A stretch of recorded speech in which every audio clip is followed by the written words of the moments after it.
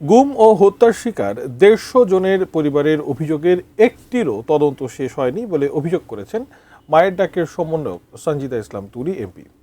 তার অভিযোগ, আন্তর্জাতিক অপরাধ ট্রাইব্যুনালে তদন্ত সংস্থা ১ বছরেরও বেশি সময় নষ্ট করেছে। গুরুত্ব দেওয়া হয়েছে শুধু জামায়াতের সাথে সংশ্লিষ্ট ব্যক্তিদের মামলার।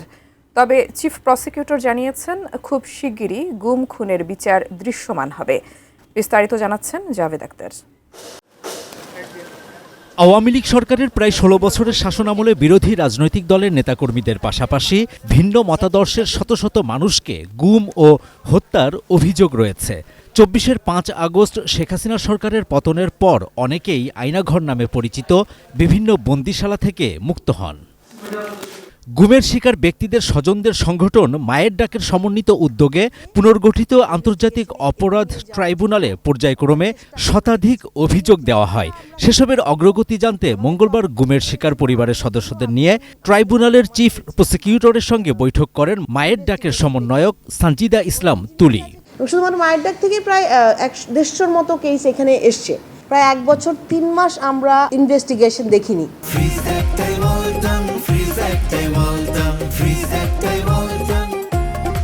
কিছু কেসে কিছু দূর এগিয়েছে ইনভেস্টিগেশন, বাট এখনো কিন্তু ফুল ক্লোজারে কোনো কেস যায়নি। তো ইনভেস্টিগেশন টিমটাকে আমার মনে হয় যে অনেক বেশি আরো প্রোঅ্যাক্টিভ হয়ে থেকে আগে আসতে হবে প্রসিকিউশন টিমটাকে সাপোর্ট দেওয়ার জন্য।